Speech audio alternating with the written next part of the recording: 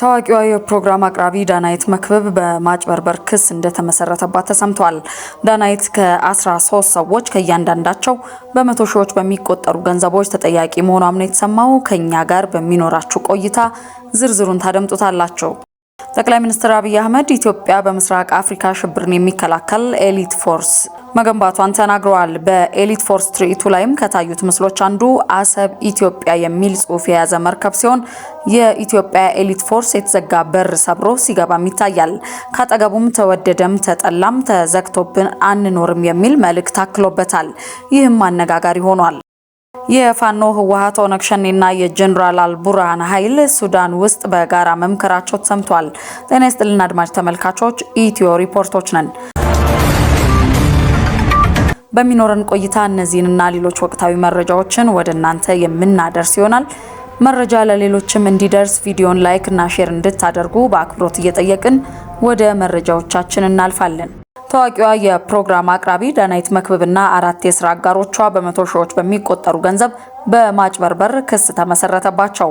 ክሱም በፌዴራል የመጀመሪያ ፍርድ ቤት ቦሌ ምድብ ችሎት መታየት የጀመረ ሲሆን በዳናይት ዝናና በማስታወቂያዎቿ እውነተኛነት ላይ ከባድ ጥያቄን ማስነሳቱም ነው የተነገረው።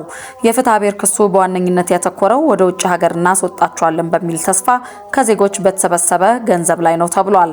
እንደ ከሳሾቹ ዝርዝር መረጃ ከሆነም ኢቢኤል ኮንሰልታንሲ የተባለው ድርጅት ቤተልሔም ታደሰ፣ ገሊላ በለጠ፣ አቤል ተስፋይና ዳናይት መክብብ ከእያንዳንዳቸው ተበዳይ 437 ሺህ ብር ተቀብለዋል ተብሏል። ይሁን እንጂ ተከሳሾቹ ቃላቸውን ባለመጠበቃቸውና ገንዘቡንም ቢሆን ለመመለስ ፈቃደኛ ባለመሆናቸው በአጠቃላይ 13 ሰዎች በጋራ በመሆን የሕግ የበላይነት እንዲረጋገጥ ለፍርድ ቤት አቤቱታቸውን ማቅረባቸው ተሰምቷል። ከዳናይት ጋር በተያያዘም ክሱ ትልቅ ትኩረት የተሰጠው ሲሆን ይህም ተበዳዮቹ ለድርጅቱ ገንዘባቸውን የሰጡት እሷ በሰራችው ማስታወቂያ ላይ ያላቸውን እምነት መሰረት በማድረግ መሆኑ ነው። በመሆኑም ከዚህ ጋር በተያያዘ በማስታወቂያ አዋጅ ላይ እንደተደነገገው ማስታወቂያ አስነጋሪ ወይም ወኪሉ የማስረጃውን እውነተኛነት ማረጋገጥ የሚለውን ሕግ ዋቢ በማድረግ ዳናይትም ሆነ ድርጅቱ ለደረሰው ጉዳት በአንድነትም ሆነ በነጠላ ተጠያቂ መሆን እንዳለባቸው ያሳስባል።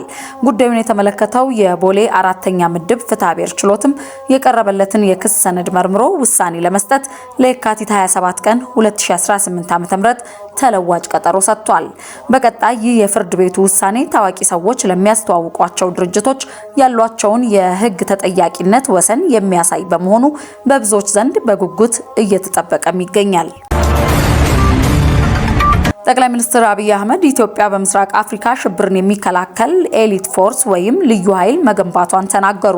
ጠቅላይ ሚኒስትሩ ይህንን ያሉት በትላንትናው ዕለት በሐዋሳ ከተማ በተከበረው የመከላከያ ሰራዊት የልዩ ዘመቻዎች እዝ 65ኛ ዓመት የምስረታ በዓል ላይ ባደረጉት ንግግር ላይ ነው። የኛ ዝግጅት በድፍን አፍሪካ ሰላም ለማረጋገጥ ነው ያሉት ጠቅላይ ሚኒስትር አብይ በቀጠናችን ላሉ ሀገራት አለኝታ መከታ ጋሻ ለመሆን ነው ብለዋል።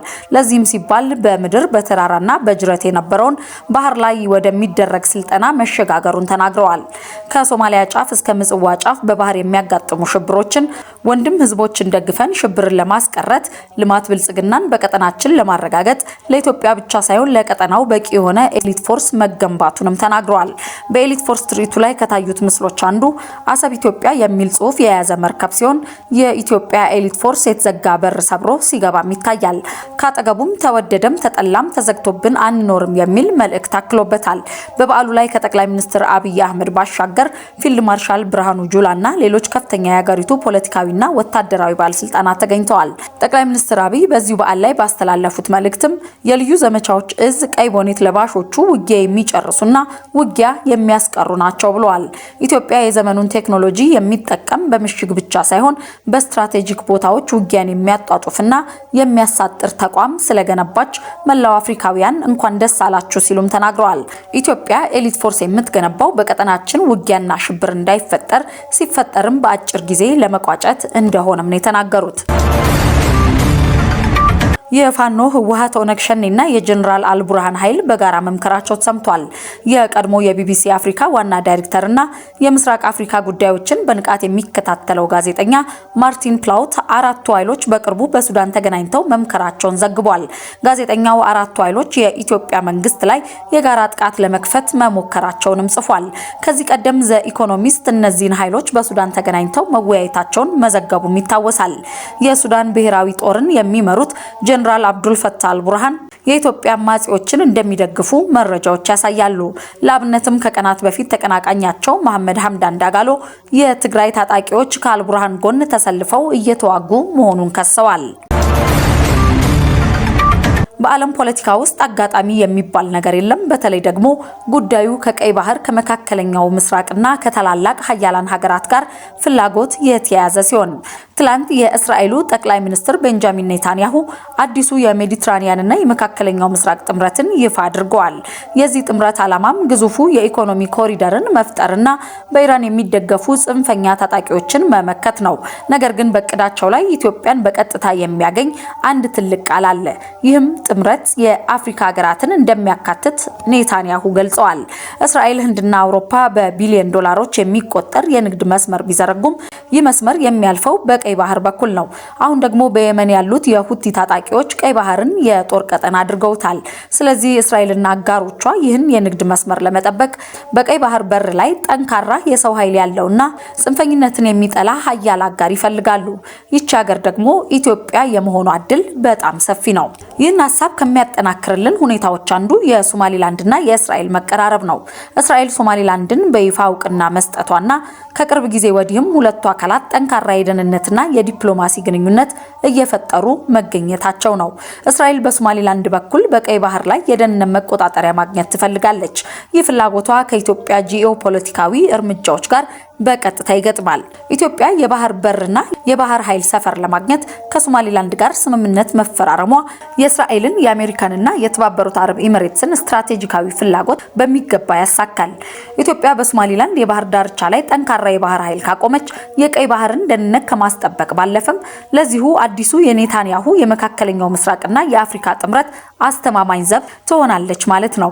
እነዚህ ሁሉ ድራማዎች እየተሰሩ ባሉበት በዚህ ወሳኝ ሰዓት የእስራኤል ፕሬዝዳንት ወደ ኢትዮጵያ ይመጣሉ ተብሎ መነገሩ እንዲሁ ለሻይ ቡና አይሆንም። ይህ ጉብኝት ኢትዮጵያን የዚህ አዲስ ዓለም አቀፍ የደህንነትና የኢኮኖሚ ጥምረት ማዕከል ለማድረግ እንዲሁም ኢትዮጵያ የጀመረችውን የባህር በር ጥያቄ ከጀርባ ሆነው ለመደገፍና የቀጠናውን የኃይል ሚዛን ለማስተካከል ያለመ ትልቅ የፖለቲካ ቼዝ ነው። በቅርቡ በእስራኤል የነበረውን የፖለቲካና የማህበራዊ ድባብ በቅርበት ለተመለከተ ሰው ሀገሪቱ ቀጠናዊ የደህንነት መረቧን ለማስፋት ምን ያህል ቆርጣ እንደተነሳች መረዳት አያዳግትም። ይህ ደግሞ አዲስ አበባ ላይ ትልቅ የዲፕሎማሲ ድል ይዞ ይመጣል። ጨዋታው ግልጽ ነው። አዲስ ዓለም አቀፍ አሰላለፍ እየተፈጠረ ነው። ኢትዮጵያ የባህር በር ትፈልጋለች። እስራኤልና አጋሮቿ ደግሞ ቀይ ባህርን የሚጠብቅላቸው ጠንካራ ሀገር ይፈልጋሉ። እነዚህ ሁለት ፍላጎቶች በአንድ ነጥብ ላይ ተገናኝተዋል። በፍሎሪዳ ግዛት በሚገኘው የፕሬዝዳንት ዶናልድ ትራምፕ የግል መኖሪያና የቅንጦት ሪዞርት በሆነው ማር አላጎ ላይ ጥሶ ለመግባት የሞከረ የታጠቀ ግለሰብ በጸጥታ ኃይሎች መገደሉ ተሰማ። የአሜሪካው ምስጢራዊ አገልግሎት ሴክሬት ሰርቪስ እንደገለጸው ግለሰቡ በሪዞርቱ ላይ ጥቃት ለመሰንዘር ሲሞክር በወቅቱ ጥበቃ ላይ በነበሩት የደህንነት አባላት እርምጃ ተወስዶበታል። ስለ ግለሰቡ የወጡ መረጃዎች እንደሚያሳዩት ከሆነም ግለሰቡ በ20ዎቹ የእድሜ ክልል ውስጥ የሚገኝና የጦር መሳሪያ ታጥቆ እንደነበርም ተገልጿል። በዚህም ጥቃት ከማድረሱ አስቀድሞ በጸጥታ ኃይሎች መገደሉን የተነገረው። ክስተቱ በሚፈጠርበት ወቅት ፕሬዝዳንት ትራምፕ በዋሽንግተን ዲሲ ይገኙ የነበረ ሲሆን በመኖሪያቸው ውስጥ አልነበሩም። ምንም እንኳን ፕሬዝዳንት ትራምፕ ቅዳሜና እሁድን በፍሎሪዳው መኖሪያቸው ማሳለፍ የተለመደ ቢሆንም የደህንነት ተቋሙ ሊሰነዘር የነበረውን ጥቃት አስቀድሞ በማክሸፍ ደህንነቱን ማረጋገጥ መቻሉን አስታውቋል። ፖሊስና የምስጢራዊ አገልግሎት አባላት በጉዳዩ ላይ ተጨማሪ ምርመራ እያደረጉም ይገኛሉ። ኢራን በኒውክሌር ፕሮግራሟ ዙሪያ ከአሜሪካ የሚሰነዘርባትን ማንኛውንም አይነት ማስፈራሪያ እንደማትቀበል የአገሪቱ የመከላከያ ምንጭ ለአርቲ ገልጸዋል። ይኸው ምንጭ እንደጠቆመው ከሆነም አሜሪካ ወይም እስራኤል በኢራን ላይ ጥቃት የሚሰነዝሩ ከሆነ አገሪቱ የምትሰጠው ምላሽ ሰፊና ወሰን የሌለው እንደሚሆን አስጠንቅቋል። ዋሽንግተን የኢራንን የመመከት አቅምና ቁርጠኝነት በሚገባ እንደምታውቅ የገለጸው ይኸው የመከላከያ ባለስልጣን ፕሬዝዳንት ዶናልድ ትራምፕ ወታደራዊና ፖለቲካዊ ጫናዎችን በመጨመር ኢራን የእሳቸው ቅድመ ሁኔታዎችን እንድትቀበል ለማስገደድና ጊዜ ለመግዛት እየሞከሩ ነው ሲልም ወቅሷል። ኢራን ምንም አይነት ውጤት በማያመጣ ረጅም የድርድር ሂደት ውስጥ የመታጠር ፍላጎት እንደሌላት የገለጸው ምንጩ ማዕቀቦችን የማንሳት ተስፋው ደካማ የሆነ ድርድር ለቴህራን ምንም አይነት ፋይዳ እንደሌለውም አስገንዝቧል። በኦማን አጋዥነት በጄኔቫ የተካሄደው የአሜሪካና የኢራን ባለስልጣናት ውይይት ምንም አይነት ውጤት ሳያመጣ መጠናቀቁን ተከትሎ በሁለቱ ሀገራት መካከል ያለው ውጥረት በዚህ ሳምንትም ቀጥሎ ውሏል። ፕሬዝዳንት ትራምፕ ኢራን የኒውክሌርና የባሊስቲክ ሚሳኤል ፕሮግራሞቿን ሙሉ በሙሉ እንድታፈርስ በተደጋጋሚ የጠየቁ ሲሆን ባለፈው ሐሙስ ደግሞ አገሪቱ ስምምነት ላይ ለመድረስ ከ10 እስከ 15 ቀናት ብቻ እንዳላት ገደብም አስቀምጠዋል። አሜሪካ 2 የአውሮፕላን ተሸካሚ መርከቦችንና ተጨማሪ ቦምብ ጣይ አውሮፕላኖችን ወደ መካከለኛው ምስራቅ ያሰማራች ሲሆን ትራምፕ በኢራን ላይ ጥቃት ለመሰንዘር እያሰቡ መሆኑን የተለያዩ መገናኛ ብዙሃን እየዘገቡ ይገኛሉ። ኢራን በበኩሏ ለዚህ ወታደራዊ ዝግጅት ምላሽ የሚሆን ድንገተኛ የተኩስ ልምምድ ያካሄደች ሲሆን የእስላማዊ አብዮታዊ ጥበቃ ኃይል IRGC ጥቃት ከተሰነዘረበት በአካባቢው የሚገኙ የአሜሪካ የጦር ሰፈሮችን ኢላማ እንደሚያደርግም ዝቷል። የኢራን የውጭ ጉዳይ ሚኒስትር አባስ አራቺ አገራቸው አዲስ የኒውክሌር ስምምነት ረቂቅ በቅርቡ እንደምታቀርብ ገልጸው ምንም እንኳን ቴህራን ዲፕሎማሲያዊ መንገድን ብትመርጥም ለጦርነትም ዝግጁ መሆኗን አረጋግጠዋል። ውድ የኢትዮ ሪፖርት ተከታታዮች ለሰዓቱ የያዝናቸውን መረጃዎች እዚህ ላይ አበቃን። በቀጣይ በሌሎች መረጃዎች ደግመን እስከምንገናኝ ጤና ይስጥልን፣ ቸር ያሰማን።